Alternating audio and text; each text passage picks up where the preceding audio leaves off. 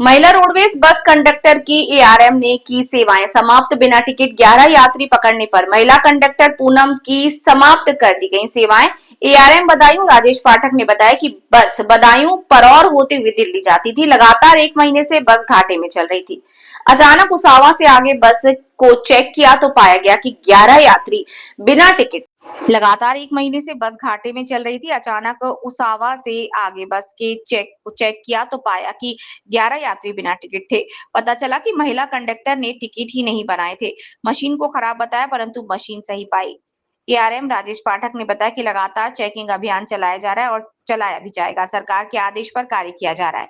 महिला कंडक्टर ने बताया कि वो बदायूं से दिल्ली जा रही थी। बस में एक दिव्यांग समेत 20 यात्री सवार थे। महिला कंडक्टर पूनम का आरोप है कि जानबूझकर मुझे परेशान किया जा रहा है। आरोप जो है पूरी तरह जांच करके उसको टर्मिनेट किया गया है।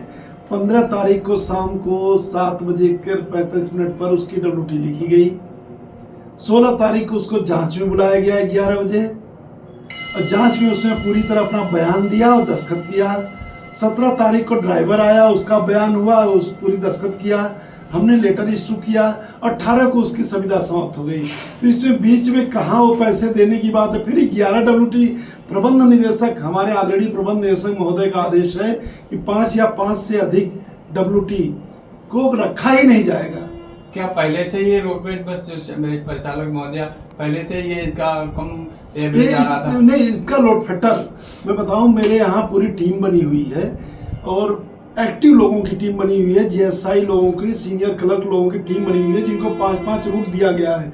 उन 5-5 रूटों पर चलने वाले जो कंडक्टर हैं, उन कंडक्टरों की डेली समीक्षा होती है और वह समीक्षा मेरे पास छन करके आती है। तो उसमें मैं देखता हूं कि जो कंडक्टर खराब लोड फैक्टर लगातार दे रहा है या लगातार दिनों में दे रहा है या महीनों में दे रहा है, उससे मैं व्यक्तिगत रूप से पूछता हूं, ऑफिस में आकर, यहाँ पर आकर के बस स्टेशन पर, और सबके सामने पूछता हूं कि वो अपना समुचित उत्तर दे सके और उसको चेक करता हूं। और फिर जब चेकिंग में मिलती है तो उसके बताता हूं कि ये तुम्हारे गलत यहाँ है, यहाँ से तुमने सवारी नहीं उठाई, गुन्नौर से तुम सो गई और लेकर चले आ गए। और इस तरह से हर स्टॉपेज से सवारी उठाने के लिए उनको प्रेरित करते हैं। इसी तरह से बदायूं नंबर 1 पर है आज।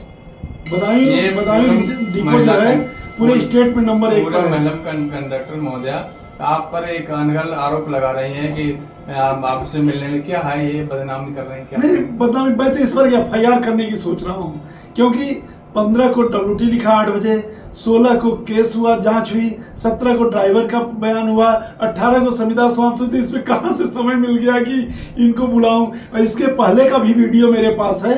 ये मशीन लेकर बैठी हुई है, एक ड्राइवर है, वह ड्राइवर जो है वसूली कर रहा है और इन्होंने, और कोई वीडियो के और ऑडियो के आधार पर कोई कार्रवाई की नहीं जा सकती, जो माननीय उच्चतम न्यायालय का आदेश है, उसके आधार पर हम कोई कार्रवाई नहीं किया, लेकिन इनको चेतावनी इशू की है जरूर। उसके बाद ये 11 WT में पकड़ गई। जब मैं चेक किया, 12 कला रीचिंग में चेक किया, 12 कला से 1 किलोमीटर पहले कलान की ओर जब मैंने चेक किया गाड़ी, तो उसमें 20 सवारी बैठी थी और 8 लोगों का मशीन से टिकट बनाया हुआ था। और जब मैंने मशीन चार्जिंग में थी, जब मशीन खोला तो ऑन हो गई, फिर इनको दिया कि टिकट बनाओ तो मशीन बंद हो गई। तो पूरा दोष इनका है।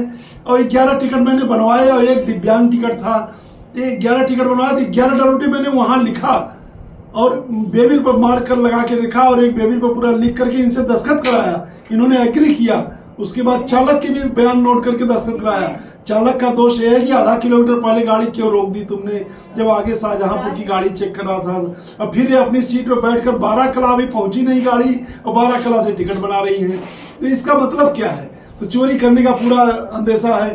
तो आपका 40, कभी भी 50% से ऊपर लोड फैक्टर आया ही नहीं डिपो का, जबकि डिपो का ब्रेक इवन पॉइंट 58% है। और हर परिचालक के दिमाग में रहता है कि हमारा ये लक्ष्य है, ये लाना है, करना है, लेकिन इनके कानों में जू नहीं लगती। और इस तरह का अनर्गल आरोप आदमी के ऊपर जब होती है तो लगाता है। आज तक क्यों नहीं लगाया, इसके पहले क्यों नहीं लगाया, या केस लिखने के बाद ही क्यों लगाया? ये तो अपने बचने के अलग हथकंडे बनाते हैं लोग। Thank you.